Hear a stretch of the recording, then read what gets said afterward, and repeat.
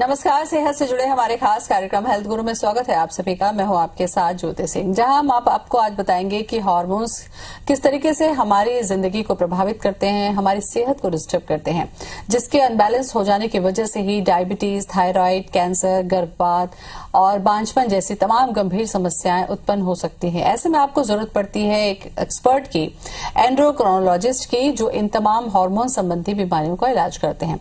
आखिर हार्मोन संबंधी समस्याएं हैं क्या और आपको इसके कारण कौन कौन सी बीमारी हो सकती है, उनका इलाज क्या हो सकता है, इसी पर आज हम करेंगे चर्चा। तो शुरू करते हैं अपना खास कार्यक्रम हेल्थ गुरु।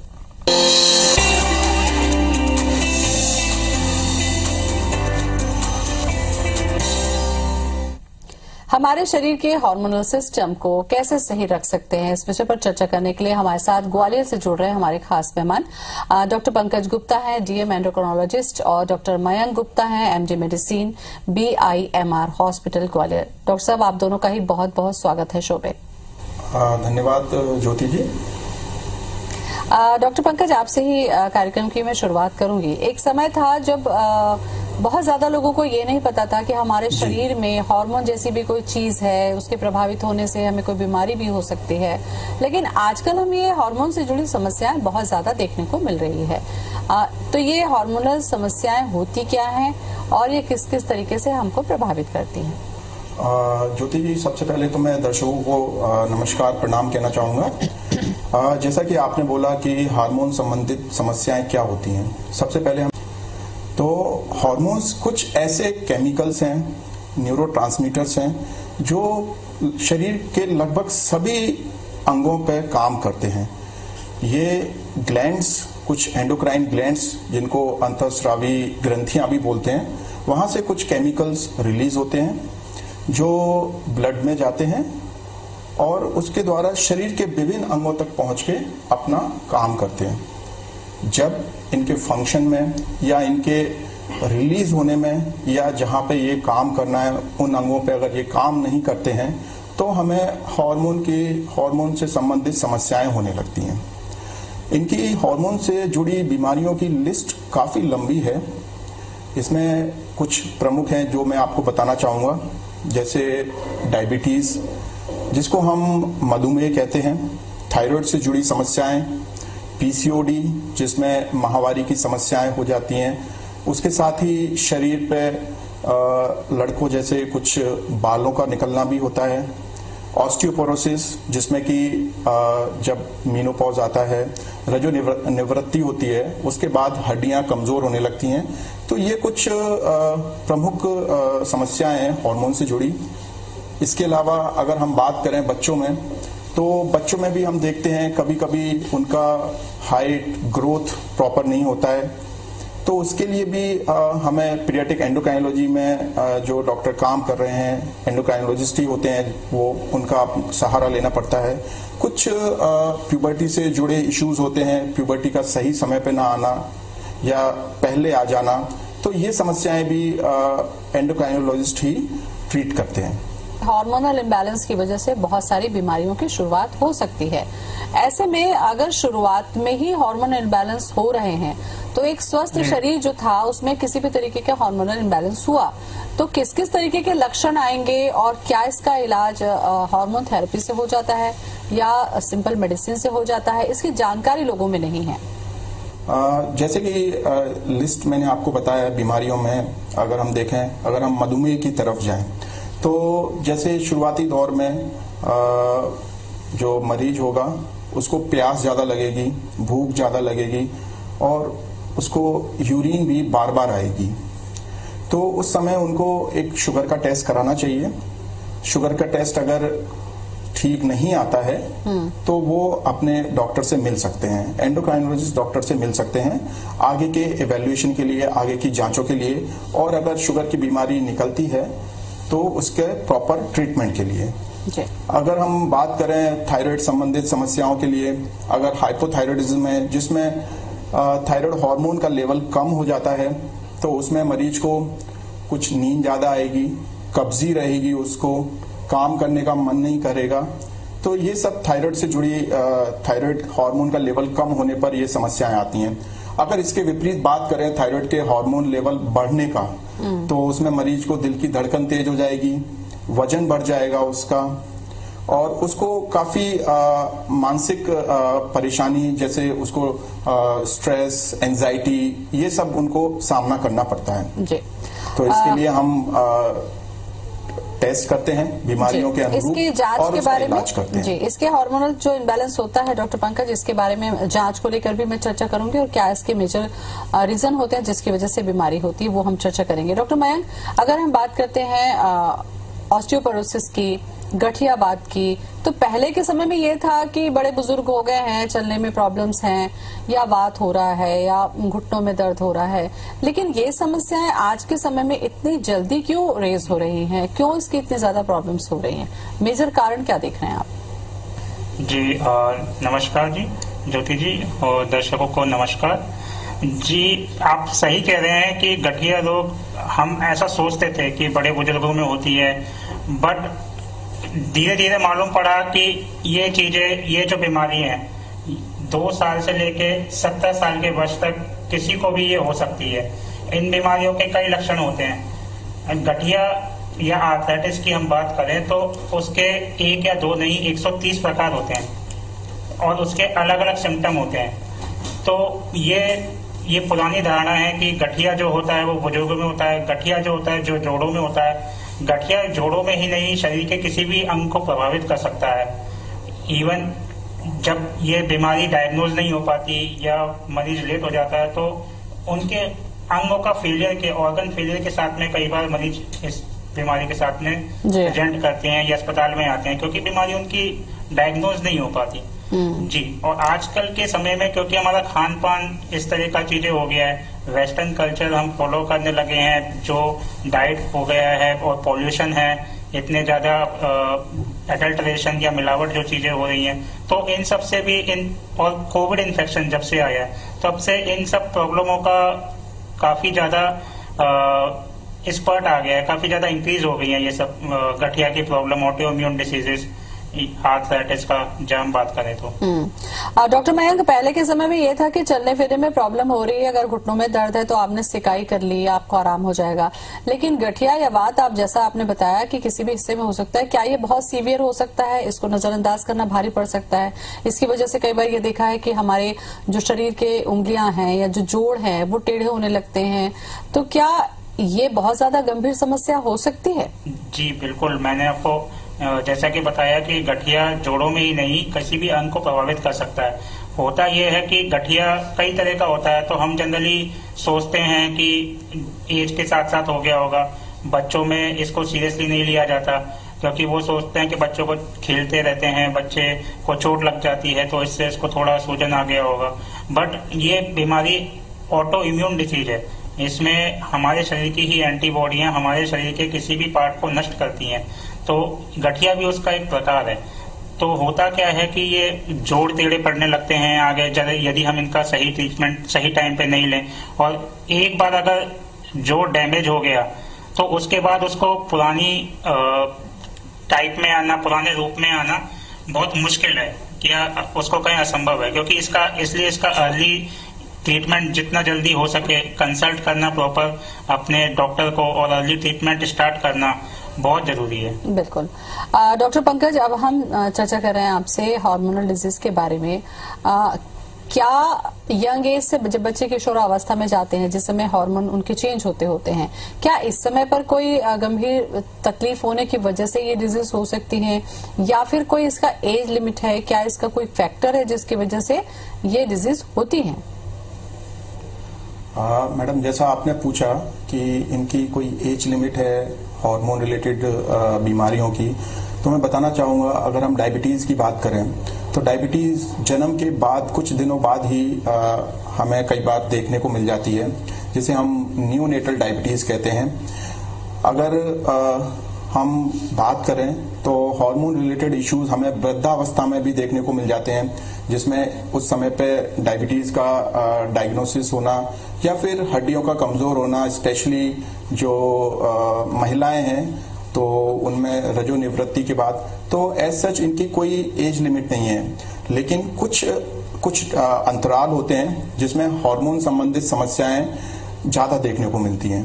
जैसे अगर हम बात करें तो यंग डायबिटीज होते हैं जिनको कम उम्र में डायबिटीज डायग्नोज हो जाती है, तो उनका एक जैसे प्यूबर्टी के आसपास वाला जो पीरियड होता है, प्यूबर्टी आने से पहले थोड़े कुछ साल कुछ महीने पहले या प्यूबर्टी के टाइम में या प्यूबर्टी के तुरंत बाद ही हमें डायबिटीज का देखने को मिलती है। थायराइड रिलेटेड इश्यूज भी कुछ उस समय बढ़ जाते हैं। थायराइड रिलेटेड इश्यूज हमें उस समय पे भी देखने के लिए मिलते हैं जब प्रेगनेंसी के बाद डिलीवरी होती है, तो जो डिलीवरी के बाद ही जो पीरियड होता है जिसको पोस्टपार्टम पीरियड बोलते हैं, उसमें भी थायराइड संबंधित समस्याएं कुछ ज्यादा देखने को मिलती हैं। और जैसा कि हमने अभी डिस्कस किया कि वृद्धावस्था में या रजोनिवृत्ति के बाद भी कुछ समस्याएं बढ़ जाती हैं जिसमें हड्डियों का कमजोर होना महत्वपूर्ण एंडोक्राइन बीमारियों में आता है, जिसको हम ऑस्टियोपोरोसिस भी बोलते हैं। डॉक्टर मयंक, ऑस्टियोपोरोसिस का जिक्र किया डॉक्टर पंकज ने, इसके बारे में मैं आपसे चर्चा करूं। क्या ये मेडिसिन से ठीक हो जाता है या इसका जो पूरा जांच और ट्रीटमेंट वाला पार्ट है वो किस तरीके से होता है और ये कितने प्रकार के होते हैं? ऑस्टियोपोरोसिस एक्चुअली क्या होता है कि एज के साथ साथ, जैसे डॉक्टर साहब ने बताया, शरीर में खोखलापन होता है। गठिया की कई सारी बीमारियां हैं, रूमेटॉइड आर्थराइटिस, एसएलई, इन सब में ये सब भी किसी साइटोकाइन इनमें इस तरह का होता है कि ये ऑस्टियोपोरोसिस कराती हैं, हड्डियों को कमजोर कर देती हैं वृद्ध अवस्था से पहले। और कई बार दवाइयां देते हैं जैसे स्टेरॉइड है या कोई और इम्यूनोसप्रेसेंट है, वो भी हड्डियों को कमजोर करने का काम करती है। गठिया की हम बात करें तो रूमेटॉइड गठिया के कई सारे प्रकार होते हैं। सबसे कॉमन हम देखते हैं कि मसल में पेन, मांसपेशियों में दर्द, सॉफ्ट टिश्यू डिसऑर्डर बोलते हैं उनको, ये फाइब्रोमाइल्जिया बोलते हैं, वो चीज ज्यादा कॉमन है। बाकी उसके बाद में एज रिलेटेड प्रॉब्लम होती है जिसको हम ऑस्टियोआर्थराइटिस बोलते हैं, वो भी 4 to 5% उसका प्रेवलेंस है। बाकी यूरिक एसिड बढ़ने के कारण भी एक गठिया होता है जिसको हम गाउट बोलते हैं, उसका भी 2 से 3% पॉपुलेशन में वो हो सकती है। रूमेटॉइड आर्थराइटिस होता है फिर उसके बाद में, जिसे गठिया बाय, प्रॉपर गठिया बाय बोला जाता है, जिसमें जोड़ टेढ़े हो जाते हैं। 40 से 50 फीमेल एज के फीमेल को होता है। बाकी और सी कई सारी बीमारियां हैं, एंकाइलोजिंग स्पॉन्डिलाइटिस है, एसएलई है, शोगरेन सिंड्रोम है। तो कुल मिला के ये काफी प्रेवलेंट प्रॉब्लम है और बहुत सारे मरीज डायग्नोज नहीं हो पाते इन प्रॉब्लमों के साथ में। कुछ और भी अहम चर्चा हम करेंगे डॉक्टर साहब आप दोनों से ही। छोटे से ब्रेक का वक्त हो चला है, चल दौड़ते हैं।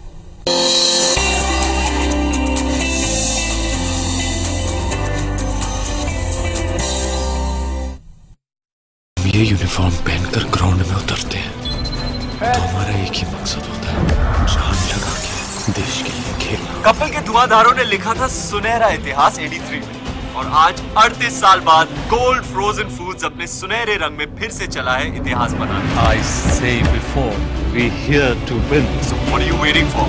शुरू करें golden celebrations. Gold celebrates the release of 83 in theaters near you from the 24th of December. मुल्तानी कोका, कफ सिरप, तुलसी, वसा, यस्ती मधु, पिपली के गुणों से भरपूर, जो खांसी पर करे तुरंत असर, ताकि बदलते मौसम के साथ आप न बदलें। हम ये यूनिफॉर्म पहनकर ग्राउंड में उतरते हैं तो हमारा एक ही मकसद होता है, जान लगा के देश के लिए खेलना। कपिल के धुआंधारों ने लिखा था सुनहरा इतिहास 83 में, और आज 38 साल बाद गोल्ड फ्रोजन फूड्स अपने सुनहरे रंग में फिर से चला है इतिहास बनाने। I say before, we here to win. So what are you waiting for? शुरू करें golden celebrations. Gold celebrates the release of 83 in theaters near you from the 24th of December.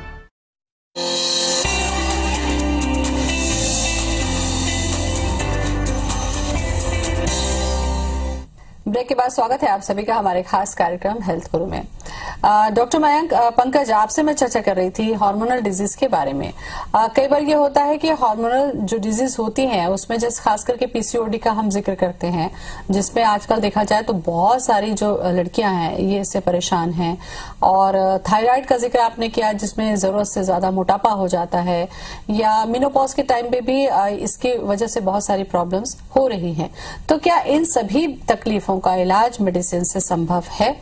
जी ज्योति जी, इन सभी बीमारियों का काफी हद तक इलाज मेडिसिन से संभव है। और इसमें एक चीज मैं कहना चाहूंगा कि हमारी जो दिनचर्या है, जो हम लाइफस्टाइल बोलते हैं, जो हमारा खाना पीना है, एक्सरसाइज हैबिट्स हैं, ये एक इम्पॉर्टेंट रोल प्ले करते हैं। क्योंकि जो हम बीमारियां देखें, हार्मोन संबंधित बीमारियां जैसे डायबिटीज, थायराइड, तो इनमें हमारे जो शरीर का वजन, जिसको हम मोटापा, ओबेसिटी कहते हैं, तो इसका भी काफी रोल होता है। अगर हम इसको नियंत्रित रखें तो बाकी बीमारियां भी नियंत्रण में हो सकती हैं। पीसीओडी में भी ओबेसिटी, ओवरवेट एंड जो मोटापा है, तो इसका भी एक इम्पॉर्टेंट रोल है। अगर हम वजन को नियंत्रित रख सकें तो काफी हद तक इनके लक्षणों में सुधार देखने को मिलता है।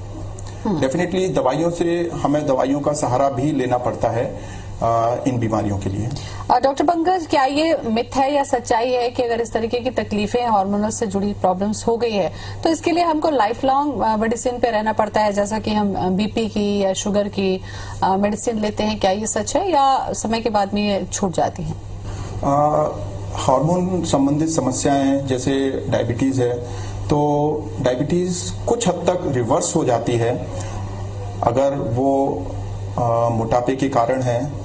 अदरवाइज अगर हम देखें तो मेजॉरिटी ऑफ जो डिसीज हैं हार्मोन संबंधित, जैसे डायबिटीज हुआ, थायराइड हुआ, ऑस्टियोपोरोसिस हुआ, तो इनका जो ट्रीटमेंट है, उपचार है, वो लंबा चलता है। और अगर हमने उपचार ठीक से लिया तो इनसे होने वाले कॉम्प्लिकेशन या तो नहीं होंगे या काफी लेट होंगे। तो इस तरह से अगर हम बेहतर इलाज और बेहतर जानकारी से हम इनके कॉम्प्लिकेशन से भी बच सकते हैं। इनके कॉम्प्लिकेशन कुछ दुष्प्रभाव देखने को मिलते हैं, जैसे कि अगर हम डायबिटीज की ही बात करें तो हमें किडनी फेल होने जैसी समस्याएं या फिर उसके बाद डायलिसिस पे शिफ्ट होने जैसी समस्याएं सामने आ सकती हैं। हार्ट की गंभीर बीमारियां हो सकती हैं, जैसे हार्ट अटैक हो सकते हैं, या फिर फुट अल्सर, जिसके बाद पैर ही कई बार काटना पड़ जाता है। तो अगर हम इन बीमारियों को नियंत्रित रखें, डायबिटीज को नियंत्रित रखें, तो हम इन कॉम्प्लिकेशन से बच सकते हैं। बिल्कुल। डॉक्टर मयंक, आपसे हम चर्चा करें कि अगर जैसा कि आपने बताया कि इतने प्रकार के ऑर्थराइटिस होते हैं, इतने सारी प्रॉब्लम्स होती हैं, तो क्या हमारी लाइफ स्टाइल, जैसा कि डॉक्टर पंकज ने भी कहा कि क्या हमारी लाइफ स्टाइल जो है इसके लिए मेजर रोल करती है? क्या इसमें हम शुरू से सुधार कर लें तो कुछ तकलीफों से क्या हम बच सकते हैं? जी बिल्कुल। आर्थराइटिस में जो हमारी लाइफ स्टाइल है उसका बहुत बड़ा रोल है। एक बीमारी हमारी होती है जिनसे बोलते हैं एंकाइलोजिंग स्पॉन्डिलाइटिस। उसमें ऐसा बोलते हैं कि इलाज के साथ साथ एक्सरसाइज करना बहुत ज्यादा इफेक्टिव है। बाकी भी जो बीमारी हैं, जो हमारी बाकी जो बीमारियां हैं आर्थराइटिस की, उसमें भी हमारा डाइट, हमारी लाइफ स्टाइल, हमारी एक्सरसाइज, इन सब का काफी रोल है। और prevention is always better than cure, ये चीज जो बोली जाती है, तो काफी हद तक इन्हें प्रिवेंट किया जा सकता है और इनसे बचा जा सकता है। जैसा कि आपने एक्सरसाइज का भी जिक्र किया doctor Pankaj, doctor Mayank sorry, इसमें ये बार देखा जाता है कि जब इस तरीके की प्रॉब्लम्स होती हैं तो फिजियोथेरेपी एक बहुत बड़ा रोल अदा करती है। तो क्या मेडिसिन के साथ साथ इस तरीके का ट्रीटमेंट का कुछ कंप्लीट कॉम्बिनेशन बनाया जाता है, या फिर खान पान में बहुत ज्यादा परहेज, जैसा कि कहा जाता है गठिया हुआ तो ये नहीं खाना, वो नहीं खाना, क्या ये सब चीज का एक कॉम्बिनेशन होता है ट्रीटमेंट में? जी, खान पान के बारे में भी बहुत सारे मिथ हैं कि जनरली खान पान में ये रहता है कि स्मोकिंग और टबैको, ये दो चीजें हैं जो काफी ज्यादा अग्रेवेट करती हैं गठिया को।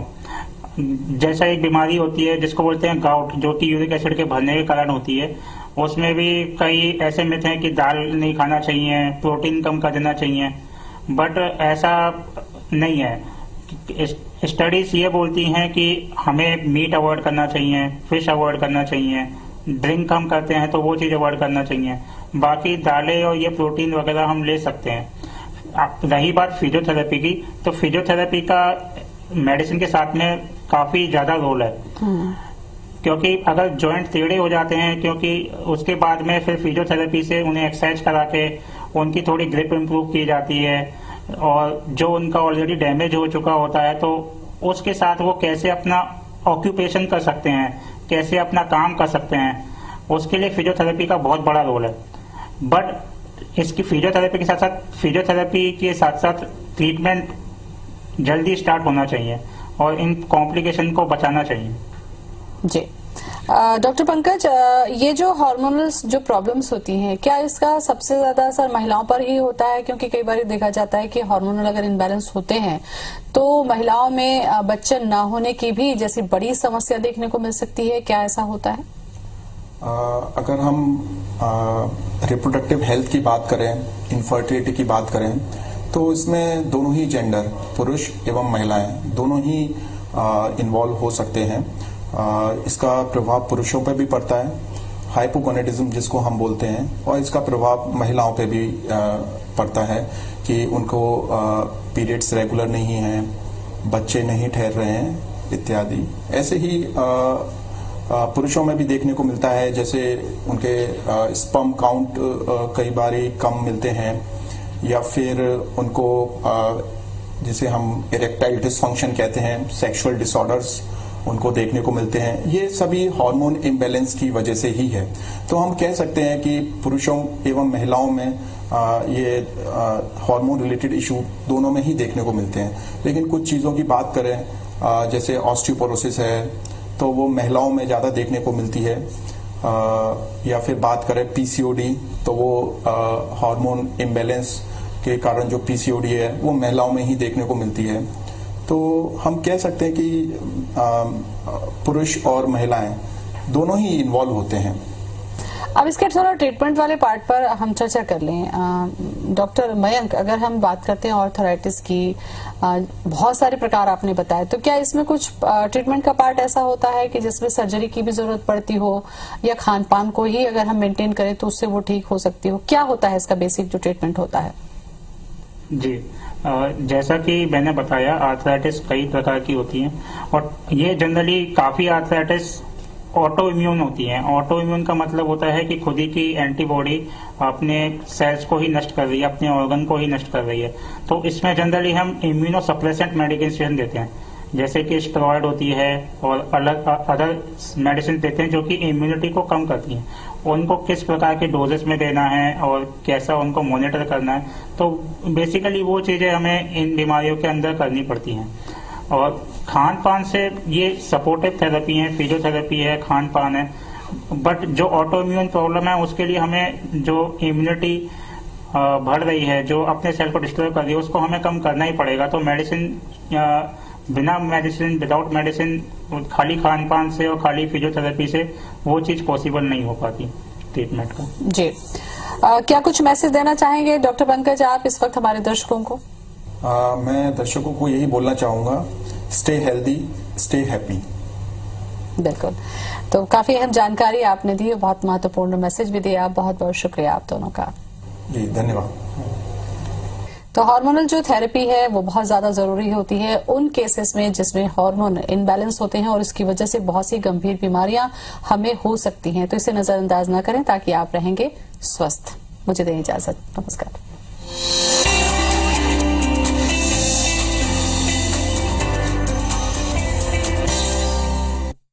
This program was brought to you by Horizon